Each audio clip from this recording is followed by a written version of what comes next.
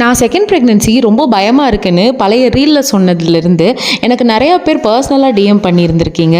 First time எடுத்து எனக்கு wish பண்ண எல்லாத்துக்கும் ஒரு பெரிய தேங்க்ஸ். சொல்லி வச்ச மாதிரி எல்லோரும் கேட்ட 3 விஷயம்: உங்கள் வெயிட் என்ன சிஸ், நானும் செகண்ட் ப்ரெக்னென்சியில் தான் இருக்கேன், எனக்கும் பயமாக இருக்குது, அண்ட் எனக்கு ஃபஸ்ட் பாப்பா இருக்குது பட் செகண்ட் பாப்பா பிளான் பண்ணுறதுக்கு ரொம்ப பயமாக இருக்குது.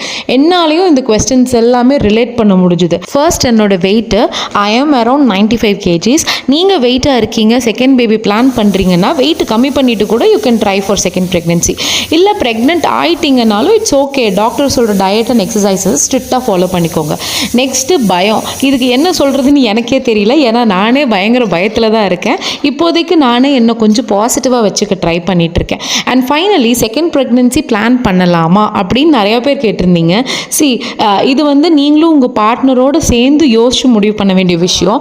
மெயினாக ஃபினான்ஷியலாக ஹேண்டில் பண்ண முடியுமா, ஹெல்த் வைஸ் ஸ்ட்ராங்காக இருக்கணும், அண்ட் ஆல்சோ இன்கேஸ் உங்களுக்கு பார்த்துக்க யாரும் இல்லைன்னா எப்படி மேனேஜ் பண்ணிக்க போகிறீங்கிறதெல்லாம் யோசிச்சுட்டு நீங்கள் முடிவு பண்ணுங்கள். நீங்கள் இப்போ எந்த ஸ்டேஜில் இருக்கீங்கன்னு மறக்காமல் கமெண்ட் பண்ணுங்கள். டாட்டா பாய்.